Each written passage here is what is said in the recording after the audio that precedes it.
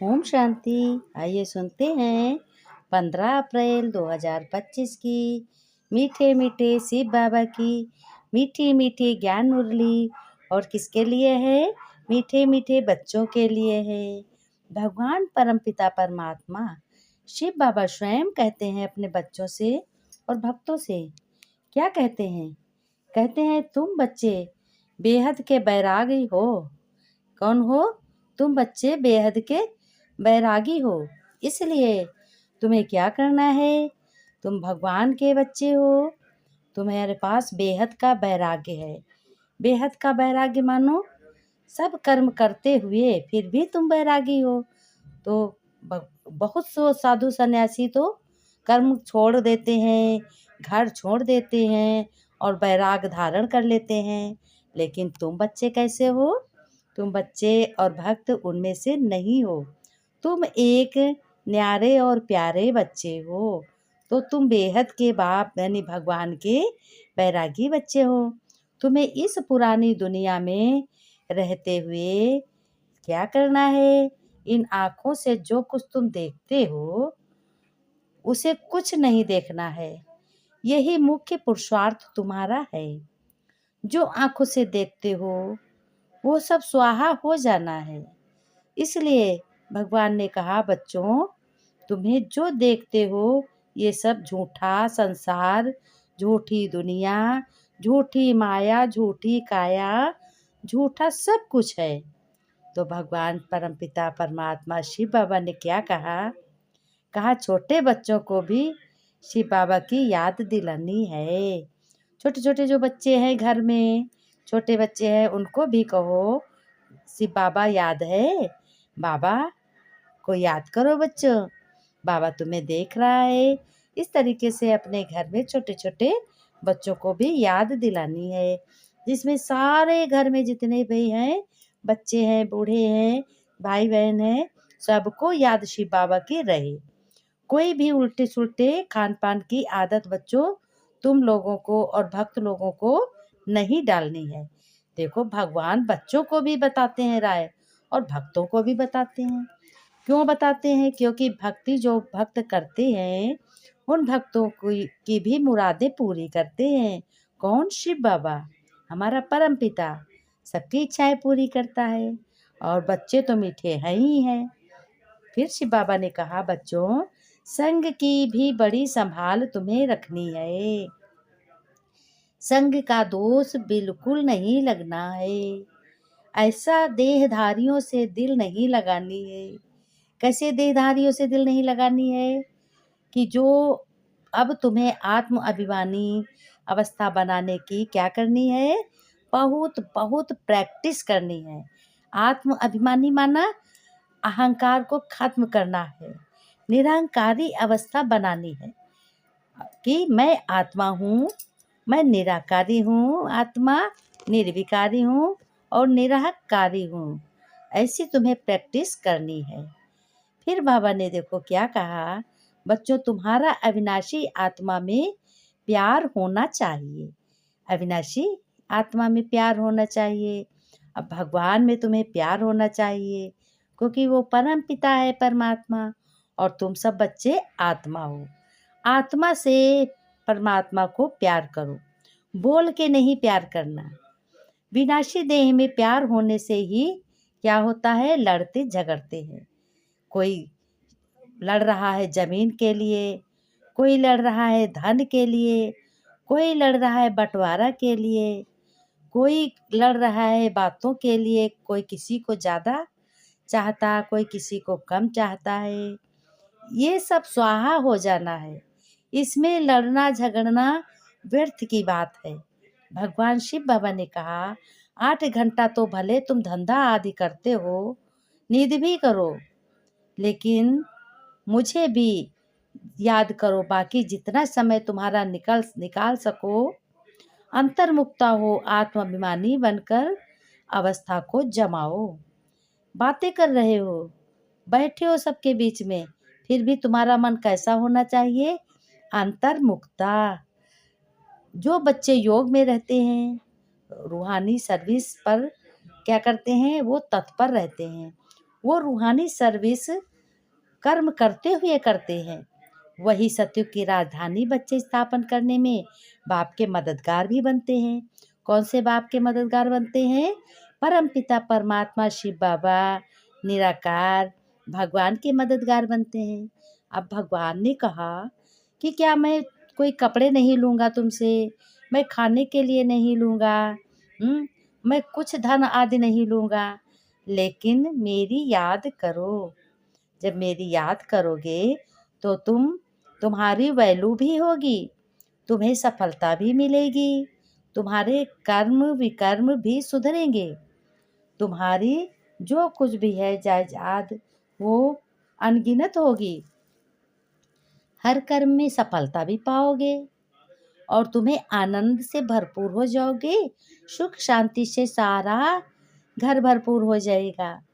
फिर बाबा ने कहा ऐसे सर्विसेबल बच्चों को बाप का डायरेक्शन है कि आराम बच्चों हराम है, नींद में भी हो तब भी तुम्हें सपने में शिव बाबा की ही बातें याद आनी चाहिए।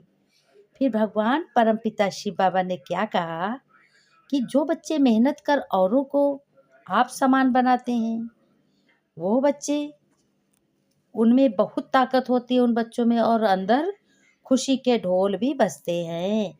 कहते हैं कि हाँ, हमने तो भगवान अपने पिता का ज्ञान बहुत लोगों को सुनाया, आज एक को सुनाया, कल दो को सुनाया, कितने भी बड़े झुंड में बैठे हैं, बैठक में बैठे हैं, तब भी बातें भी करें, इससे खुशी का पारा चढ़ता है, अपार खुशी होती है।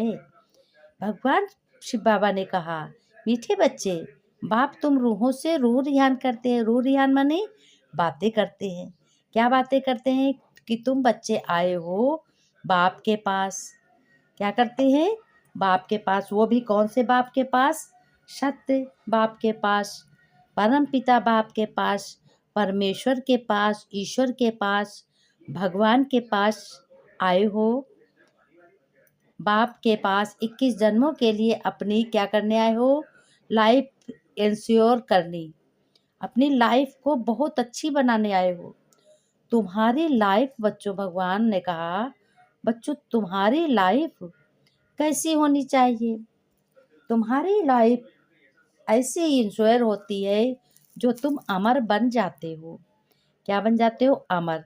भगवान की याद में, पिता की याद में, परमेश्वर ईश्वर, भोले बाबा, जो जो मानते हो सबकी याद में अगर कर्म करते हो तो तुम्हारी लाइफ, तुम्हारे कर्म क्या हो जाते हैं? अमर हो जाते हैं, वो पुण्य के कर्म बन जाते हैं।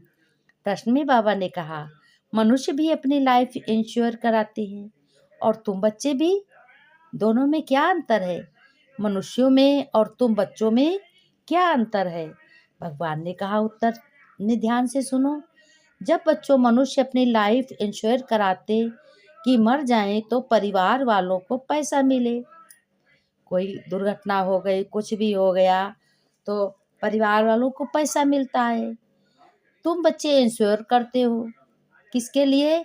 21 जन्म के लिए।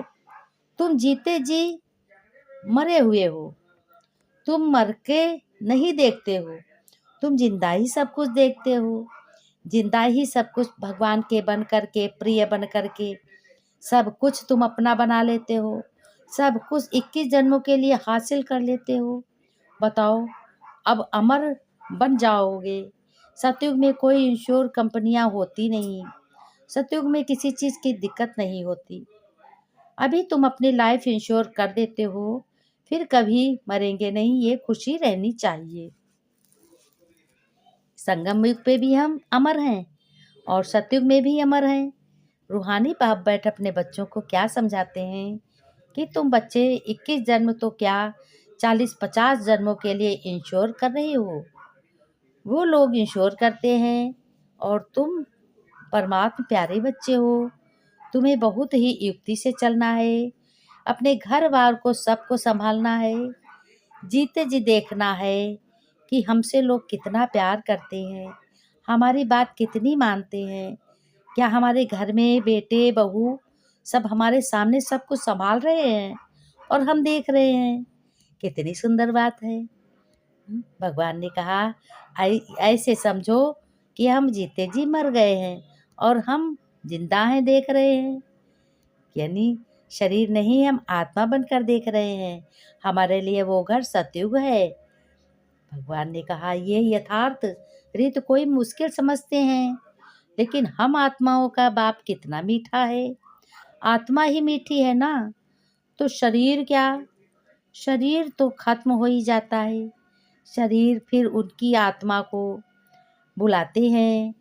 भगवान संस्कार आत्मा में रहते हैं, आत्मा ही पढ़ती सुनती है, देह तो खत्म हो जाती है। भगवान ने कहा, मैं आत्मा अमर हूँ, परमात्मा अमर है और आत्मा तुम बच्चे भी अमर हो, फिर तुम मेरे लिए रोते क्यों हो। कोई देहधारी कहता है कि हाँ मैं रोता हूँ, तो आत्मा ने कहा, तो तुम क्यों रोते हो। ये तो देह अभिमान है, तुम्हारा देह में प्यार है, होना चाहिए आत्मा में प्यार। बाबा ने देखो आज खुला खुला बता दिया कि देह में प्यार नहीं, आत्मा में प्यार होना चाहिए। अविनाशी चीज में प्यार होना चाहिए। विनाशी चीज में प्यार होने से ही क्या होता है, बहुत लड़ाई झगड़े होते हैं। इसलिए खुशी में शरीर छोड़ दूसरा लेते हैं। रोना पीटना तो कुछ होता नहीं है सतयुग में, खुशी खुशी से शरीर छोड़ते हैं। फिर शिव बाबा ने कहा, तुम बच्चों को अपनी आत्म अभिमानी अवस्था जमाने के लिए बहुत प्रैक्टिस करनी है। ऐसे समझना है, मैं आत्मा हूँ, अपने भाई आत्मा को बाप का संदेश सुनाता हूँ।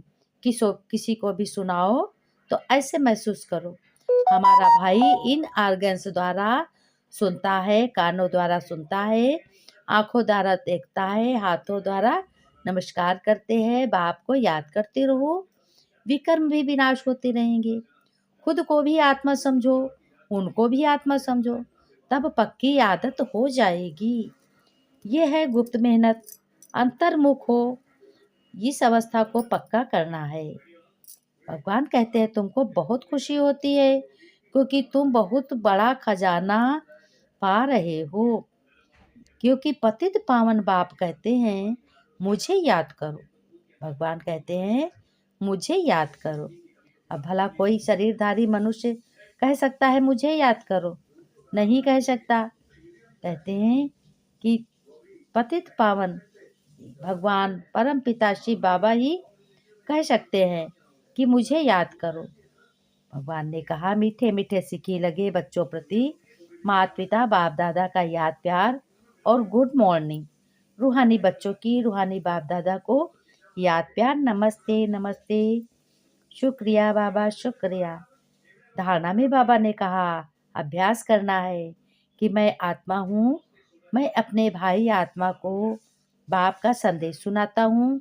ऐसा आत्म अभिमानी बनने की गुप्त मेहनत करनी है। फिर रूहानी सर्विस का शौक भी रखना है, आप समान बनाने की मेहनत भी करनी है। संग का दोष बहुत बड़ा गंदा है बच्चों, उससे अपने को संभालना है। उल्टे खान पान की आदत नहीं डालनी है। वरदान में कहा, विश्व कल्याण करने के लिए तुम सदा विजयी रहने वाले, विश्व के लिए तुम आधार मूर्त हो। विश्व कल्याणकारी बच्चे स्वप्न में भी फ्री नहीं रह सकते। क्या नहीं रह सकते? फ्री। वे सेवा में बिजी होने का कारण अपने पुरुषार्थ व्यर्थ और औरों को भी व्यर्थ से बचाए रहते हैं। उनके सामने बेहद विश्व की आत्माएं सदा इमर्ज रहती है, सदा पास रहती हैं। उन बच्चों को जरा भी अलबेलापन आ नहीं सकता। फिर बाबा ने कहा, ऐसे सेवाधारी बच्चों को आधार मूर्त बाबा बहुत प्यार करते हैं। भगवान स्लोगन में कहा, संगम युग का बच्चों एक एक सेकेंड वर्षों के समान है, इसलिए अलबेलेपन में समय नहीं गंवाओ, समय को समर्थ बनाओ। समय गया जानो सब कुछ गया। शिव बाबा ने कहा, अपने घर की बहुत बहुत संभाल करनी है, सब बच्चों को संग दोष से बचाना है, अपने बच्चों को सिखाना है, अपने बच्चों को ईश्वरी संस्कार देने हैं। क्यों? बाबा बाबा कहने की आदत डालनी है कि एक मेरा बाबा दूसरा न कोई, मेरा तो शिव बाबा है, दूसरा न कोई। वाह मेरा बाबा वाह। ओम शांति। फिर मिलेंगे अगले वीडियो में। सुनते रहो ज्ञान मुरली शिव बाबा की। ओम